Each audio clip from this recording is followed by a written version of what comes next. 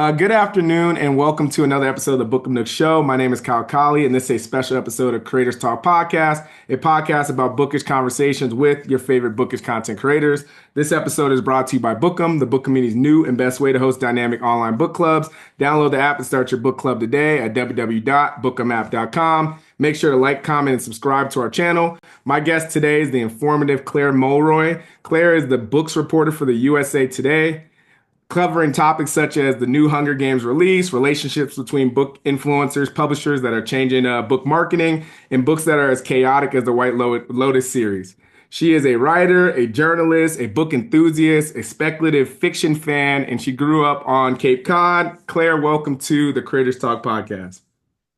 Thank you so much for having me. I think I'm going to put like the informative Clare Mulroy on my gravestone. I love that. Thank you so much.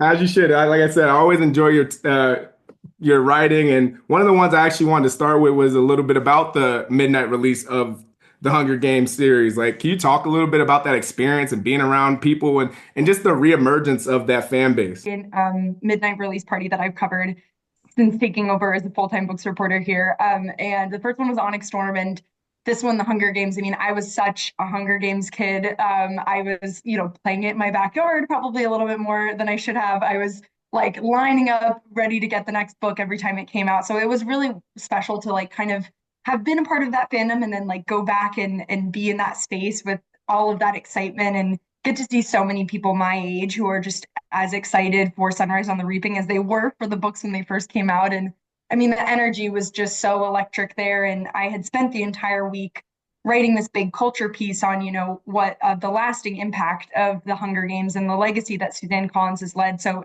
to go to that and spend those couple hours with fans and readers at the end of that, and the Scholastic editor, David Levithan, like to spend that at the end of that week was just, it was such a great way to end off one of my favorite reporting projects that I've done. It was really fun. They played trivia. It was kind of like a Hunger Games style Jeopardy, and everyone was dressed up and they were making friendship bracelets, and I got to chat with some really cool people. Yeah, I think the reemergence of just midnight release books has been really interesting to see lately. Like you said, Onyx Storm was big, Oathbound was big, like the Legendborn series. So, and now this one is, I think people are really enjoying those real life experiences again, and seeing it from a book perspective is really cool. I kind of compare and contrast, like so, even with the Onyx Storm, like how did you kind of, was it the same type of just love for the books, or what really made that one interesting as well? Yeah, I mean, I think like you bring up a good point that it's just since COVID, we've all been kind of like craving community in a way and getting to celebrate. And I think a lot of at the Hunger Games one, I talked to a lot of people about how a lot of us were too young to actually go to a midnight release party or like maybe you would have to beg your parents to let you go, and mine definitely did not let me go.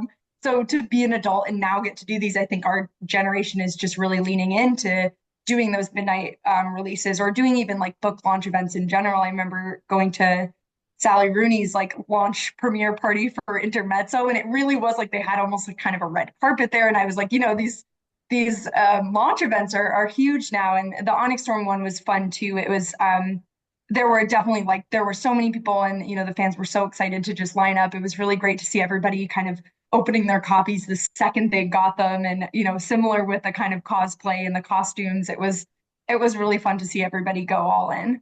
Yeah, that's really cool. And speaking of, like you're saying, growing up, what were the roles that books played in your life? Were there any particular stories or books that shaped your love for reading, especially like from the setting you're from? Yeah, I mean, I have to shout out Sandwich Public Library because I grew up in Sandwich, which is a town on Cape Cod, and I was just such a library kid. It was such a safe space for me. My mom is a teacher and a book lover and now works on the library board. So we were, constantly there every single weekend. She would give me a tote bag and I could fill it up. And I spent my sixth birthday. I was actually like featured in the local newspaper. That was like my first, brush with journalism is a picture of me getting my library card on my sixth birthday because I was finally old enough to get my own. And I was in a mother-daughter book club with my mom, through my Girl Scout troop. And I was big into, I think, stories of like magic and whimsy. And I'm not so much a fantasy reader right now, but I feel like that would have made sense if I had been because I loved I loved like the Rainbow Fairy books. I heavily identified with Sapphire on the Yellow Fairy. Loved Magic Treehouse. I loved the series of Unfortunate Events. I was like always, you talk about Hunger Games, like I was always playing outside in the woods behind my house and just big into like the fairy houses. I think like Cape wise, I loved Flotsam by David Weisner, which my mom and I always read together. It doesn't have any words, but it was one of our favorites, and it's very kind of beachy and mysterious and a little kind of speculative, in the way the books that I like now are. And that was a good beachy one that my mom and I always picked up. Yeah, I love to hear that. And then even from that early childhood all the way up to college, what kind of shaped your path to becoming a books reporter? And were there any specific like events or stories that kind of set you on that journey?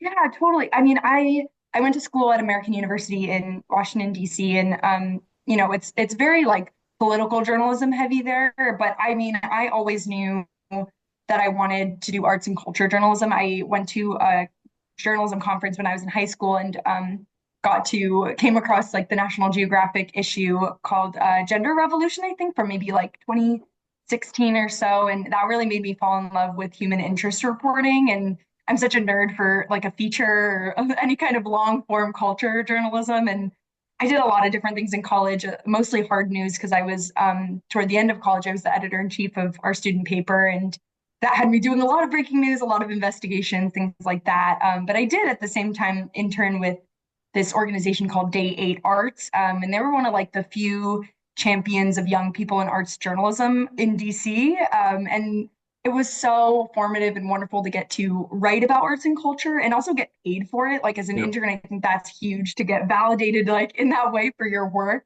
I wrote for Tag Magazine, which is an LGBTQ magazine, sort of based in DC. I freelanced a lot. I also got to participate and get paid to do this book reviewing workshop through the Washington Independent Review of Books. And we had a Washington Post book editor that came and gave us like, a workshop and tips and everything. And it was the first book review I ever wrote. And I remember him talking about how um, book journalism, wasn't as huge as it had been like decades ago, but there's definitely still space for it. And I think that being someone that's always just been a huge reader, that definitely sparked something in me to be like, I think this is something I want to do. Yeah, I love that. And what do you consider like good journalism? Like maybe back then and then now that you're like that this is your daily job. Like what do you consider good journalism now? Because I think so often now people have so many different things about what they consider great journalism and kind of just the media landscape is changing so much. So I'm interested in hear what you think there. Yeah, I mean, I think good book reporting is diverse. And by that I mean like it includes diverse sources and diverse readers, diverse authors. I think it includes diverse genres. That's something that I feel like I have tried to do with my work at USA Today is, I want to cover the kind of the highbrow literary stuff that's winning awards too, but I think, good book reporting has to have a space for the romance readers and for the fantasy readers and the genre fiction readers. I think that's most important really for me. And I think any type of good journalism gets at kind of the culture behind something. So it's not just like, covering the new releases. It's really going and talking to the readers and seeing the way that this is impacting them on a very real level in their everyday lives. And that's something that I feel like my generation of journalists is trying to do a little bit more is really get at, without sugarcoating it, like this is how things are impacting people. And I think there's ways that, book reporting can do that as well as, political and more news, hard news journalism. Yeah, I love to hear that. And weren't you doing something else before, like when it came to a certain type of blog or column or something, and it kind of spun off Yes. into that? Yeah, it was like Yeah, like flipping before I pages. was a books reporter. Yeah, wasn't it called something turn pages? Or I might be missing it now, but I was actually writing for this section at USA Today called Just Curious. just And it curious. was, I started as an intern and then I became a fellow and then I became a reporter. And that was my first job out of college. And I was doing all sorts of stuff. I was doing, some days it would be pet care. Sometimes it would be like international politics. Other days it would be health and nutrition. The goal is to kind of answer reader questions. And give them the information behind those questions that they're searching for the most. And Um, I am really good at trivia because of that job, because I did so Yeah. many different things, and there was room in there to do a couple of book things. Like, I was doing a couple, answering some reader questions about books, like where can I donate books near me and how to buy cheap books, things like that. And that kind of, I just kind of fell down a rabbit hole of books reporting and have never looked back. So I feel really lucky to have a newsroom that is supporting me and finds as much value as in books reporting as I do. Yeah, and so for someone that's like, okay, I love what Claire's doing, like what would your just kind of overall thought process be like how to get into book reporting and what advice would you have for people, best practices for when it comes to writing and just getting into that space? Yeah, I mean, I would say it's like, so it can be so hard and feel so frustrating for someone who wants like a beat right out of journalism school, or when they're first starting in the industry, getting those kind of like, that's what I was always very hungry for, is, I want my own beat. I want like a section like that. And it's really hard because there's a lot of really experienced journalists that kind of already have those jobs. And, the job market isn't so great and these past couple of years anyway. And so I would say if you get into something a more generalist role like I was when I started at USA Today, like I I don't think I would be in a books reporting role if I hadn't been encouraged to, and also like just pitched widely and been like, you know what, I'm going to try all of these different things. Like, I'm going to message these editors and see if they want to take on my story about. There was one of the first ones I did was about a capstone story I had written about bisexual affirming healthcare, and I just kind of messaged someone and was like, "Hey, I know you edit a lot of LGBTQ stories. Like, can you let me? Would you take on this story?" And that gave me a lot more confidence when he said yes to kind of go and do that with other sections and eventually to get there with books. So I think my biggest advice would just to be like, try everything, and don't be afraid of, like, even if you're not the books reporter, like pitching to the books editor and seeing if there's ways you can help out. I think it's also getting comfortable like sharing your thoughts on books and kind of adopting like a critical lens when you're reading is helpful, and posting that on your social media and sharing it with friends around you, kind of getting to know the publishing industry and seeing, I one of the first ways I did this was looking on the back of my books and seeing which imprints and which publishers appeared most, and kind of building my Yep. internal family tree of the different imprints and publishers. That was really helpful to kind of get a better view of the landscape, so I was prepared coming into this job. No, I love to hear that. And let's talk a little bit about book trends because what should like authors be looking for, creators in the space? Like what should they be paying attention to or what are you finding interesting right now? I am so interested at this like dichotomy that I feel like I'm seeing with new releases, and just like what people are reading of between like hard dystopian and then like comforting and healing fiction. I think we're in like really a time of a lot of like change and turmoil right now, and some people are like, no, I want the lighter romances, I want the comforting books, I want the books with cats on the covers, and then other people are like, no, I want the most dystopian you can get. And I've kind of seen a lot of people either going one way or the other, or like completely, Yeah. going to one side or switching back and forth in a really like maybe a jarring way, but it makes sense to me in these times that I think people are going to that. So, I've been seeing a lot of people kind of doing a reread and a revisit of classic dystopians like I Who Have Never Known Men and 1984 and Parable of the Sower, things like that. So I that's something I'm keeping my eye on, and I'm interested to see if people feel that way too, that there's these two sides and there's not a ton happening in the middle right now. And I think people are kind of leaning one way or the other. And I think that'll only continue. Yeah, it's funny. We were talking to Tracy from the Stacks, and she was like, "Oh, it's gonna be a Frankenstein year," and I was like, "Well, it also could." I said Hansel and Gretel because I seen Stephen King talking about like Mhm. a classic that's gonna revitalize. But I probably like now that you're saying, I probably should have thought like maybe more like you said, either dystopian or legion. Like there's certain there that Yeah, like, are yeah, like you're saying, there's a big trending thing going right now.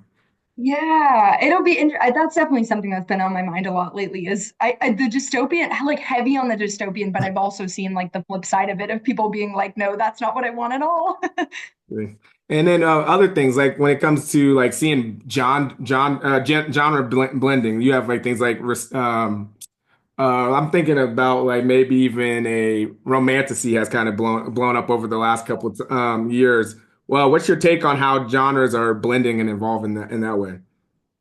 I mean, I love it. Like, I love a niche subgenre, and it's something I feel like I've done a good amount of reporting on, is like the cozy fantasies and the cozy mysteries and the paranormal romances and Western cowboy romances. And some things that have always existed, but in one way or another, but are kind of getting new marketing, I would say, maybe on Book Talk because of the way that I think Gen Z tends to get very niche about categorizations in general. I mean, like, look at fashion. You've got like Western, coastal, cowgirl, summer outfits, things like that, that I feel like it's happening in a lot of different spheres, but I love to see it happening in the book communities because I think anything we can do to find each other based on tastes that we like niche tastes that we have and makes us feel a little less alone in our reading habits and the things that we like and whatever keeps you reading.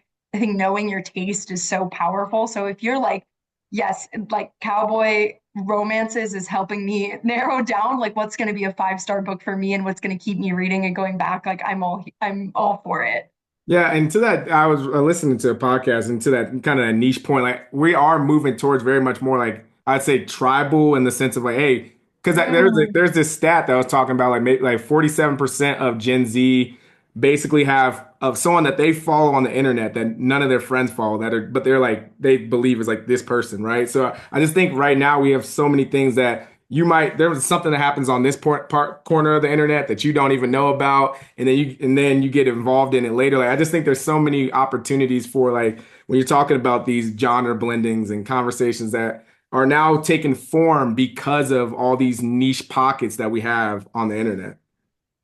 Yeah, and you bring up a great point, which is like something I've had to confront in my own books reporting is like how niche is too niche. And, Right? I'm writing to an audience of book lovers, but I'm also writing to an audience of people who maybe only read one book a year, or maybe haven't picked up a book this year so far. And so um, I have to kind of have my own flags up for if something is like really popping off in my book communities and the ones that I follow, but like it's not really something that like the general public is in tune to and kind of parsing through and figuring out like which are things that I want to bring to light and I think that are important for other people to care about or things that it's like, niche book talk drama that you're like, all right, this is gonna, Right. this is not really something that needs to leave the app per se.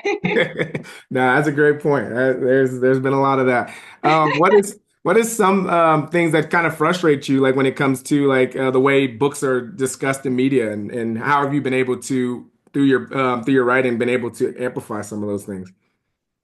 I think the misconception that people don't read really frustrates me. I think I get this sometimes in person when I tell people who don't read a ton that I'm a books reporter, and they're like, "Oh, I mean, I got it when I entered journalism, and people were like, print journalism is dying and everything." But now as a books reporter, they're like, "Oh, do people even read anymore?" And I mean, I would argue that books are really having such a big moment with like a Big moment. younger generation. Yeah, and so it does frustrate me when people don't see the value of book journalism when there is, there's just so much to go into and there are not that many outlets that have dedicated book sections and we even didn't have a books reporter for like 2.5 years before I came on board, so it's getting people to take books journalism seriously and getting people to take readers seriously and show how they're really I'm endlessly fascinated at the fact that like book influencers are such tastemakers of an entire industry, and how you can go from being like just a reader who's really passionate about a certain genre of books to being someone that's like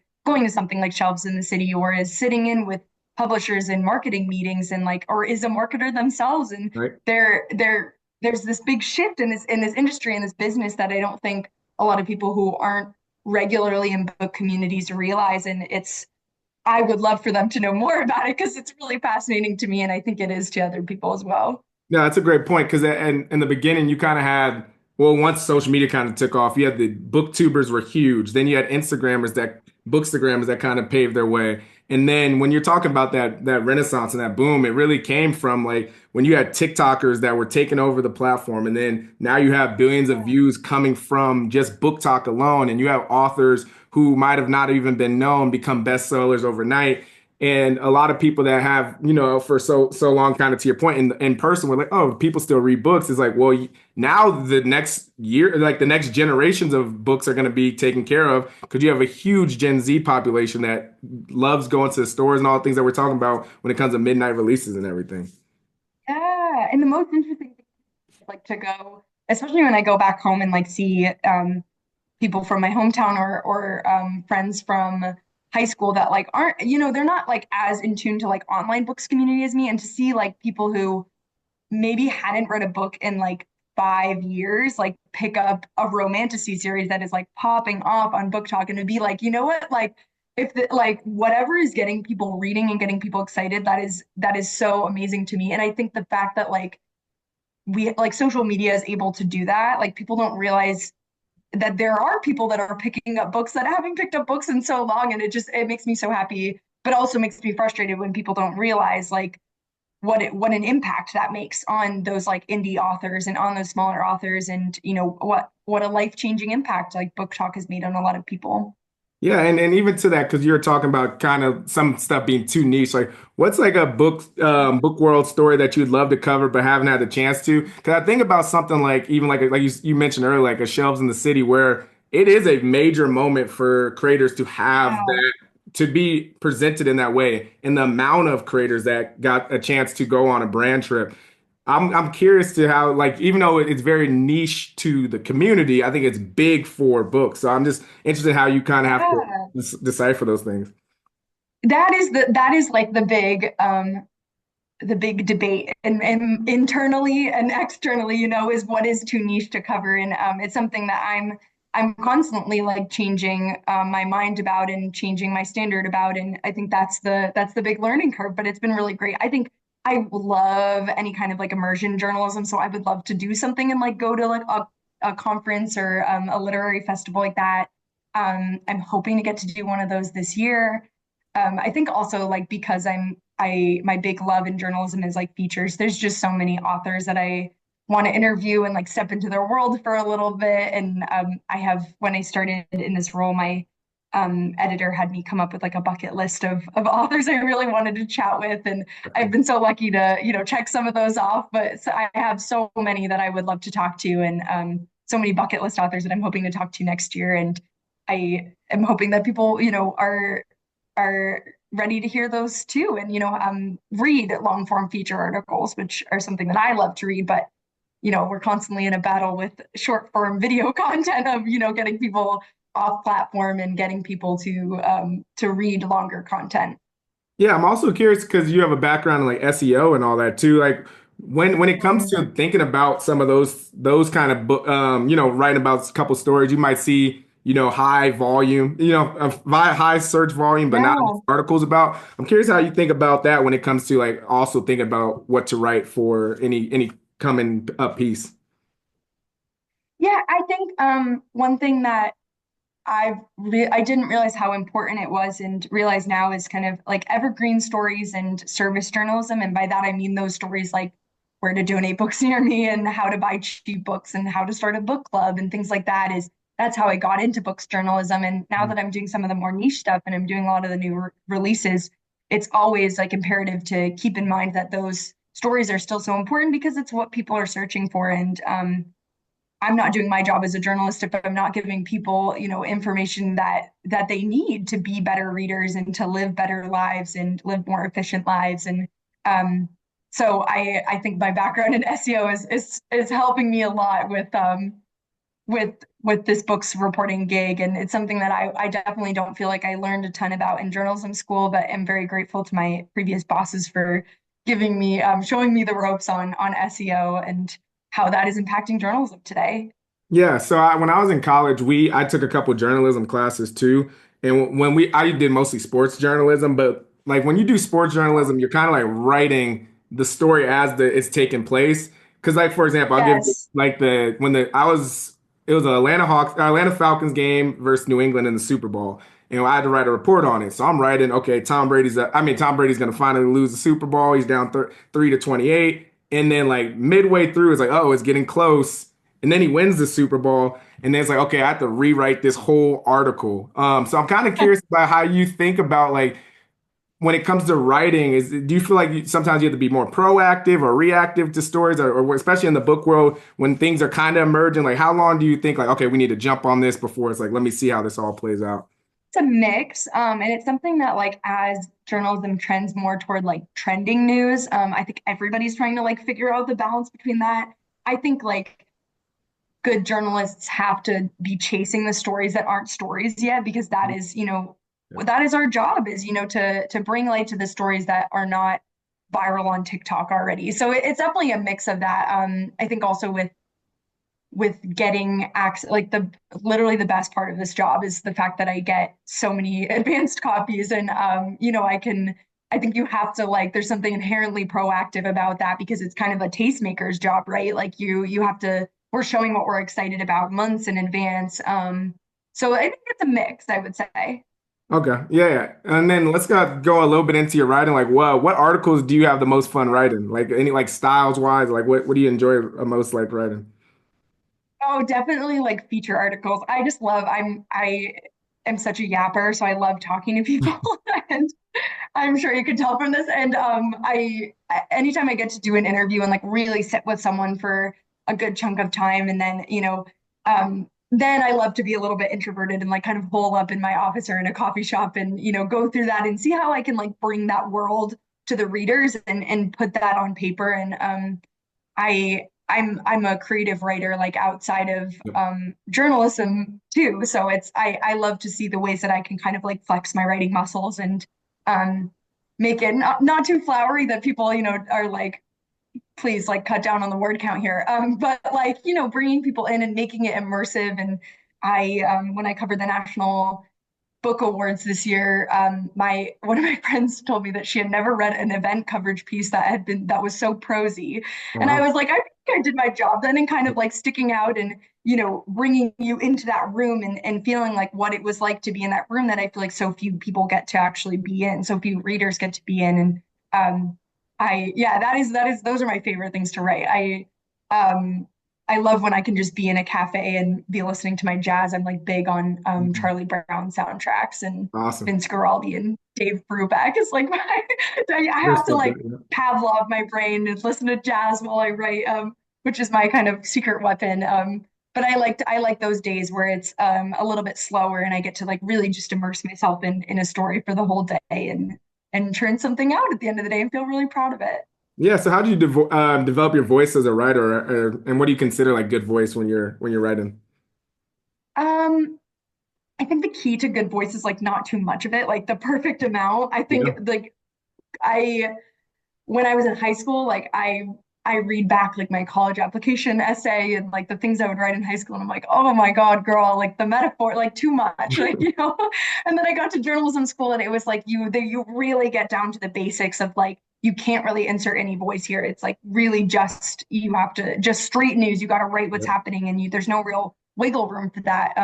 Luckily now being on the entertainment team, I get to be a little bit more flowery, and I can spend my words a little bit more lavishly. And I think getting back to that has been so wonderful because of I am such a creative writer at heart. And so I think I've been developing my voice in the past couple of months, like being doing books coverage full time, and now I have a newsletter, and so that's a whole different beast of Right. like figuring out how to talk directly to readers. And I never want something to come off as like unreadable or sounding pretentious or inaccessible to people. I think USA Today is known for their accessible coverage, and I want to make sure that I'm reaching people, and not, I'm not like throwing in those $20 vocab words just to like make me sound smart, Yeah, it goes. It's a Um, balance.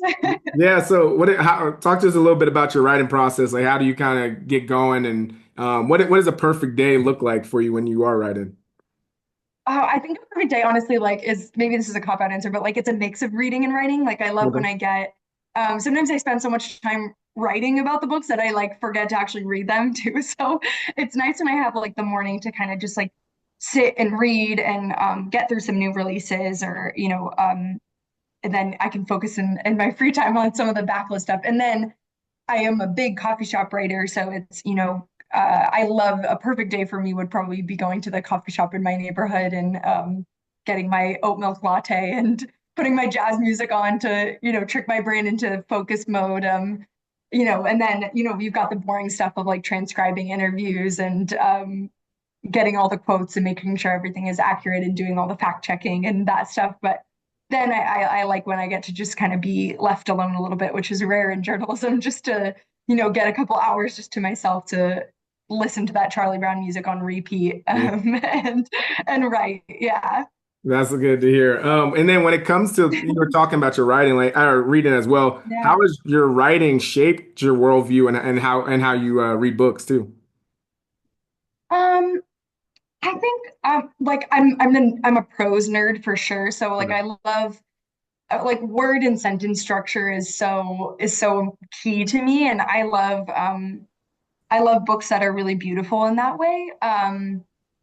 Yeah, I'm trying to think if there's anything else. I would just say like I just really appreciate the words in every book that I read, and I feel like it I have a good lens for telling when something is well written because of because of the time that I spent in college, writing on it, doing arts and culture and doing like dabbling in book reviews and having an English teacher for a mom and getting to be around so many kind of English lit nerds too, and also getting to do a lot of journals and stuff. I appreciate the value of the word, which is incredibly cheesy, but true. I respect it. And when it comes to being also, you're, as much as you, like you said, as much as a writer you are, you're also a professional reader. So what does your reading Yeah. schedule look like in between all that writing as well? Oh man, that is like the coolest thing ever that I get to say that now is like getting to get paid to read books. It's really like I wish I could go back in time and like tell like kindergarten 6-year-old me who was like getting her library card that.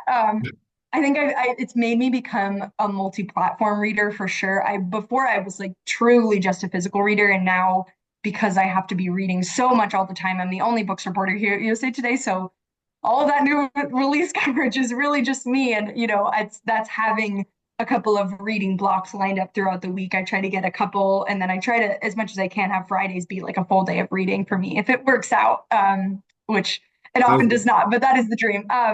So, it's a lot of like subway reading and a lot of audiobooks and a lot of like the Kindle app on my phone and opening PDFs on my phone, and then also having a bunch of physical books in rotation. I also was like as a kid, I read a lot of books at a time. Like it was not uncommon for me to have like a stack of 7 books on my bedside table. And then when I got older, I loved to only be immersed in one single story at a time. But now I can't really do that so much. So it's balancing that and then also making time for books that I want to read outside of work, which has been hard. And that's been a learning curve and something I'm still learning is how to balance that. Because at the end of the day, like any day that I spend reading is a good day. And I enjoy reading the books that are for work, even outside of work. So it's, trying to figure that out. My book club keeps me honest because they always pick backlist titles, and I'm able to read some of the ones that books that I got for Christmas on my shelf that I haven't been able to touch and things like that because I'm so focused on new releases. Yeah, I'm a big backlist reader as well. Like this is probably the first year I've read so many like, all right, new release here, I'm reading it. But usually I'll read something from like, yeah, it goes so far back. It's a different Yeah. game. And I totally was the same too. Like I really feel like I didn't have my pulse on the like or my finger on the pulse of new releases until like maybe about 2 years ago. Like I have some cousins and aunts that work in bookshops and so I kind of like understood what arcs were and how that worked and how people got up to speed on new releases, but I don't feel like I was really as in tune to it until like the past 2 years or so. Yeah, talk to me about this because like now like you read for work and you read for fun. Like how do you balance those things? Because I to your point, what I like for me even because I always do a lot of different interviews and conversations and everything. So sometimes it does look like you're saying it looks like an audio book because it's like all right, this is coming up this week or and then sometimes it's an e-reader. So I'm just curious how you balance your work reading with just reading that you want to do for your fun. Yeah, I mean, oh, listen, like it's hard. It's hard when something that's your hobby becomes, I mean, I guess I shouldn't say hard because it really is the best problem to have in the world, right? Of like, oh, boohoo, like I get to read all day. But like, writing and reading are my primary hobbies. And I have had to kind of give myself space to like make room for other hobbies too. I've never been a gamer, but I've been playing a lot of Animal Crossing lately because it kind of like turns my brain off outside of work, which has really been really cool. And, trying to like do a little bit more art or being active in ways and going on walks and runs and trying new workout classes and being with friends and things like it's made me appreciate the time that I don't spend reading a little bit more. But I think like I am constantly working on a way to work in more like fun reading and work in more of those backlist titles that have been sitting on my shelf for so long. I also like the other thing that's unexpected is like going to bookstores is a very different experience now because I'm like Okay. a lot of the titles like I have because I've gotten sent copies for review or I go in and I'm like, oh my God, I recognize all of these titles in a way that like I didn't get to. So when I go to a bookstore, I'm trying to explore like the titles that like maybe were published 5 years ago or are classics that I should have revisited a long time ago that I want to pick up. And um, I'm still working on it. I'm still working on it. So come back to me in like 6 months and I'll probably have a more healthy routine. But for now, it's Animal Crossing and my book club that helps me, get those backlist titles. No, that's good. I feel the same way. I'll go to the bookstore with my friends. I'm like, oh, I know this person, that person. This book comes out then, and just like they're just laughing Such all a the time. know-it-all. I'm like, sorry guys, like no one wants to go to a bookstore with me anymore. Yeah, how last thing on the writing before because I want to talk about a little bit more Yeah. about your books. Do you ever run into like writer's block? I know you have to, you got to have stuff out on Yes. schedule, but how do you kind of work through that when you run into like writer's block or anything like that? Yeah, I mean, not to hammer in on the jazz, but like I really do. I think music, like I have ADHD, so I can get into these very intense focus modes and then, get pulled out of it pretty easily. And that kind of will send my day for a loop. So having the music where I know I listen to like a lot of like 60s Ethiopian jazz and I listen to like a lot of like to the Charlie Brown music and a lot of jazz, like that really kind of gets me in a mode of because there's a lot of times in journalism where like, if I'm in my creative writing life and I'm working on something and it's not working, I can just kind of like take a break from it and shelve it for a little bit and go on a walk and come back to it another day. But in journalism, like you really can't. So I think there's a muscle that a lot of us develop when it comes to like writing breaking news or writing quick trending news, where like you kind of just like get in the zone and you really like can't even think about whether you have writer's block or not. But then when it comes to the longer stuff, and I do have writer's block, change of scenery helps a lot. So going to like getting outside of my apartment and going to like the office for a little bit. We have an office in Midtown New York. Or like going to another coffee shop or sometimes like going on a walk. I'm a big like I love to have something to drink while I'm reading, like a cup of tea or a cup of coffee, or sometimes like a fun seltzer, like a Waterloo or something. So I think that can kind of like take me out of the writer's block state and then be like, all right, moment to decompress. Let's think a little bit about what I'm trying to do here. Maybe jot down some bullet points. So like get really like rudimentary with it and be like, this is what I'm trying to say in this story. And then come back to it. Sometimes Yeah. you only have like 5 minutes to do that, but it helps. Now, yeah, you definitely have to have the comfort drink, and also you got to drop the playlist now The because it comfort sounds like drink. it's the cheat Yes. code. So we Oh my gosh. definitely need to hear it. My Spotify Wrapped is like totally ruined because it's just reading music and writing music. It's like literally all like they'll come out, it'll be like the big banner that's like, and your top song of the year was, and it's like Take Five by Dave Burt, like every year. Or it's some like instrumental writing, like or reading music that I found because I definitely like I'm a big like mood music listener when I read. So I am always listening to music pretty much all the time. Like I'm like in the like top I think this year I was in the top 0.01% of Spotify listeners. So I'm like always listening to something. And it There really you go. helps me get into the focus mode that I need to be in. Perfect. Sounds good. Let's get into your book taste. What's the last book you read? What are you reading now? And what do you plan to read next? I love, first of all, let me say I love that you guys do this because I love the format of this of like getting kind of like this arc of your reading taste. And I love reading other people's answers. So I'm very excited to listen to this or to, share my own. I talked about this earlier, but I just finished Parable of the Sower by Octavia Butler. I had never read that before, and my book club picked it. And it was like if you anyone who's listening like that hasn't read that and is in a book club, it was like the most fruitful book club discussion, I think, Okay. especially now because it's, partially set in 2025. I just can't stop thinking about that book. I think that's a book that's going to stay with me for forever, probably. I'm currently reading My Documents by Kevin Wen, which comes out, I feel like right here next to me. It comes out next week on Tuesday. I'm absolutely blown away by this story too. It's so good. It kind of is. It's also this is me on my dystopian reading. Like it's set in like dystopian semi-future where Vietnamese Americans are detained and incarcerated, kind of in a similar way of Japanese Americans in history. And it tells the story of these four step siblings and the way that their identities and their kind of like proximities to whiteness too, the way that the way that that interacts with this new law that's passed by Congress. It's really like another book that like I can't stop thinking about. I think the hallmark of a good book for me is like when I can't stop thinking about it, when I'm put it down. I'm rambling now. Anyway, but my next book I think I'm going to read is My Friends by Frederick Bachman. I love Frederick Bachman, and I'm this book comes out in May, and I'm really, really so excited because I loved Anxious People, and that's kind of on the more of the comfort reading. He's definitely a comfort author for me. I think everything he writes is so hopeful, even if it's like a really hard subject. But at the end of the day, you come away from that just feeling so like warm-hearted. So I'm really excited for that book too.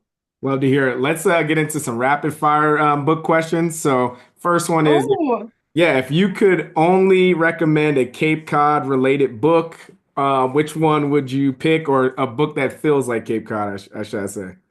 oh gosh. Oh, my mind is like totally going blank, but I'm gonna say Big Little Lies by Leanne Moriarty because it gets kind of the like there's like the it gets kind of the like the coastal elite like mom drama. I feel like I know that's like set in I think Australia, and I know the show is set in California, but I feel like it's coastal and it kind of gives you that like coastal mom vibe that makes you think of home. Obviously, there's so much more to the Cape than that. Oh wait, actually, I do have one. Uh, Wait by Gabriella Burnham or Gabrielle Burnham, I can't remember. That book is set on Nantucket and it's really fantastic. I love that book. Perfect. All right, what's a weird or the most surprising rabbit hole you've fallen into while researching for a story? Um, maybe maybe chess when I was writing an intermezzo review because like I Hmm. don't play chess and I've tried to learn it like a million times and I'm definitely more of a checkers girl, but there was like so much like there was so much like chess merch at this like launch party, and there's a lot of references in there, and kind of even getting at behind the meaning behind the name intermezzo. That was a fun rabbit hole, and my partner is much better at chess than I am, so we were kind of like going back and forth about the lingo. All right, this one's gonna be kind of tough, but what's a book you wish you could experience for the first time again? Hmm. I'm like looking around my bookshelf. Maybe Martyr by Kaveh Akbar, which was my favorite book of last year. I read that book exclusively listening to Simon and Garfunkel on like a road trip back from Canada in the car, which like I'm one of those people who can read in the car under the right circumstance. And it was just like I read it entirely like in the car ride back, and like I still listen to America by Simon and Garfunkel and like think of that book not because it's referenced in it, but because I was listening to it a lot. And I I just wish I could go back in time and read that and just feel so. It was one of those books where like I was sobbing by the end, and I hadn't had a book like that in a while. That was like a real, like sob in the subway, sob in the car type of read. And I wish I could go back to that time and read it again and have that for the first time. See, I love that. What's one book that completely changed the way you see the world? Probably The Color Purple.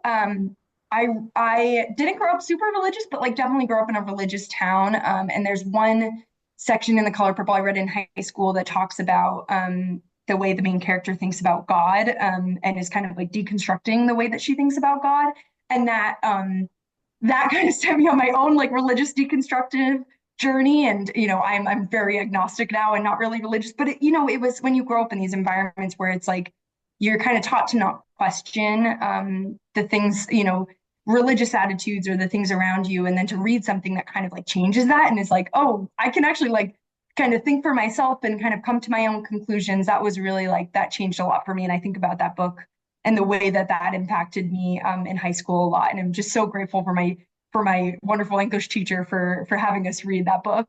Okay, sounds good. And what are three books you would recommend going to grab from a bookstore this weekend? Um, let's see.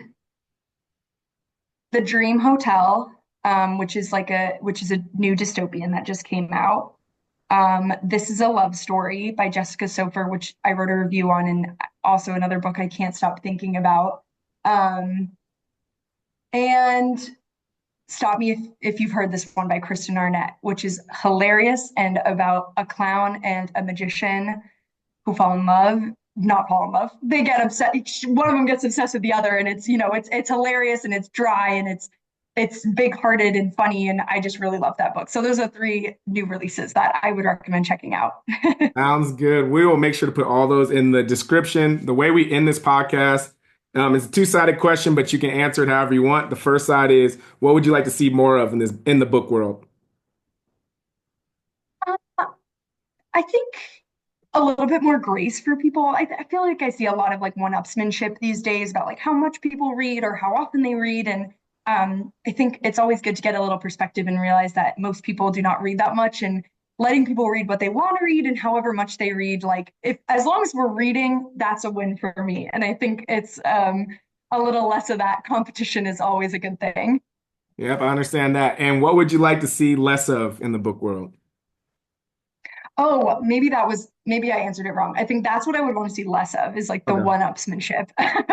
The more of I think more diverse reading. I think we have to like always kind of look at the stories that we trend to and normally read, and then think about what voices are represented there and what authors, what identities we're kind of trending toward. And then I think there's always room to be reading different experiences than our own. And it's never been more important to have a diverse bookshelf. So I would like to see more diverse reading, less one-upsmanship. Sounds good. Thank you so much, Claire, for your time. Let us know where we can find you on the internet or anything that's coming up in your world that we should support. Yeah, you can go to usatoday.com and find the book section there. It's nestled under entertainment. I have a books newsletter that I link out at the end of all of my stories, and I'm on Instagram mostly for social media. You can find me at Clare Mulroy, and Claire is without an I. Sounds good. Thank you so much, Claire. It was a pleasure talking to you, and have a good one. Thank you so much for having me. It's been great. Yeah, thank you.